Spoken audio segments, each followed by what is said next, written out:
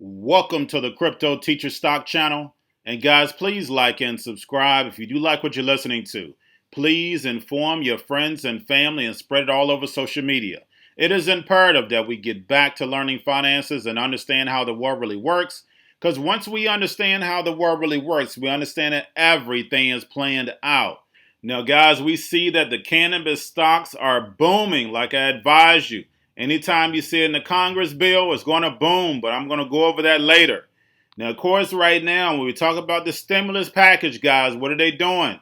They're still playing the Hegelian dialectic. They're going to ride this wave, guys. Never, ever let a crisis go to waste because you can do things you never thought you would be able to do. You can do it through a crisis, guys. So basically, we see now that Nancy Pelosi and Steve Mnuchin said they're still talking about one. Yesterday, it was Trump saying, give me a standalone and I'll sign it. Guys, it's nothing but the Hegelian dialectic. They just plan. What does Anthony Sutton teach us? Manage conflict. They never solve anything, guys. While the American people are hurting, they're arguing. Why? Because they don't care about the masses. Now, of course, we had Trump saying that he's not going to be doing a virtual debate. So, guys, that's what's hitting the news. Instead of all these people needing money, that's all we keep hearing about is what's going to happen with this stimulus package. As we see, stocks still going up. All these people out of work, almost another million jobs, people filing for unemployment, still stocks are going up. Why? We know why, because the Fed is still cutting checks. They're buying these stocks. They're the ones who are rising us up, guys. Do not forget about that. Now, we had Morgan Stanley buy $7 billion Eaton Vance for $7 billion. So they're going to acquire them. So we see the banks just buying up everything. Like I stated, in 2008 crisis, they bought just about all the credit unions. Majority of credit unions are not standalone. They're connected with each other. Now, getting over into the actual cannabis stocks, guys, we have Canopy, Tilray, and Aurora. Those are the major ones. Of course, I have some sleepers. I'm not going to go over those because sometimes they're pump and dumps. But I definitely have some sleepers. But you do have to do your own research, guys. Remember, I'm not your financial advisor. This is not financial advice. Please do your own research. But, guys, all these bills, and then the question keeps coming up. Will each politician, we had Kamala now says that she'll approve it. We had Nancy Pelosi says weed is good for the C word. So, guys, and then also we see it in the bills. So we constantly see drugs and betting going to be a part of regular society. Remember, the banks are what? The biggest drug dealing, gun running, money laundering son of a guns. So don't forget how America runs, guys. Never, ever forget that. Now, basically, we also see housing prices going up due to the inflation in materials. So basically, like wood and everything is going up. So me personally, guys, I would never, ever buy a personal house at this time. Of course, if you are an investor, buy up as many houses as possible because, of course, you can just unleash them and you don't care at the end if everything collapses. But we know that we're headed towards a housing crisis, plain and simple. We're heading for a housing collapse. If we look at the people not paying their mortgages, not paying their rents, guys, that's all falling down on the actual mortgage holders. So we see this.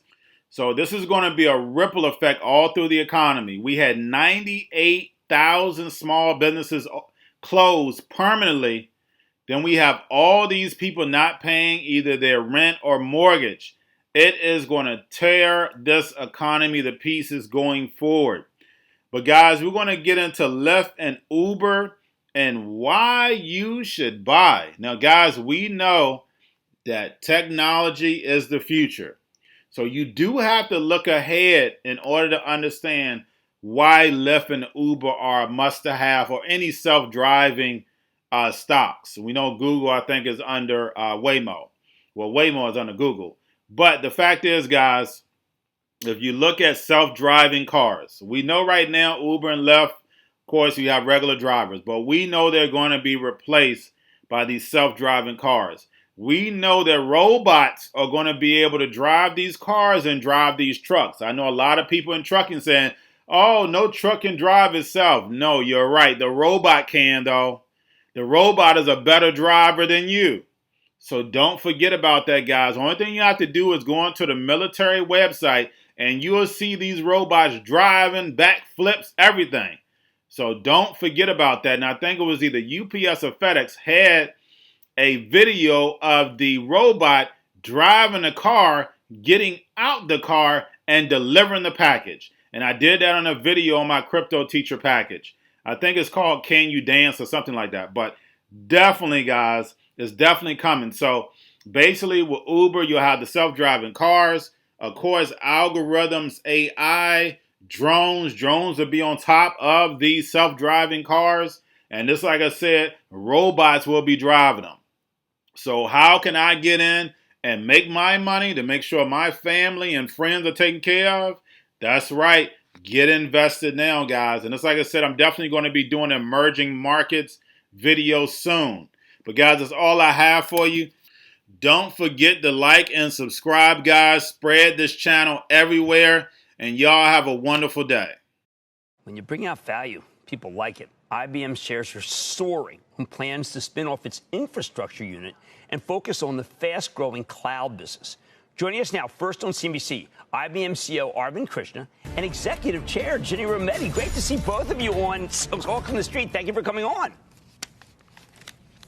Our pleasure to be here, Jim. Yes. All right. And even, Jim, before we get started, safety first. We both had multiple tests to be sitting together. All right. You know that when someone's in the control room said they're next to each other, I said, do they have masks? I'm glad you brought that up. We can now go forward, and thank you for doing that. We don't want people to think like that. Ginny, you come back for this one, and it's very special. So I want to give you the floor because you were with Arvind, bought Red Hat to put this in motion. How do you feel about breaking something up that basically was yours into two companies?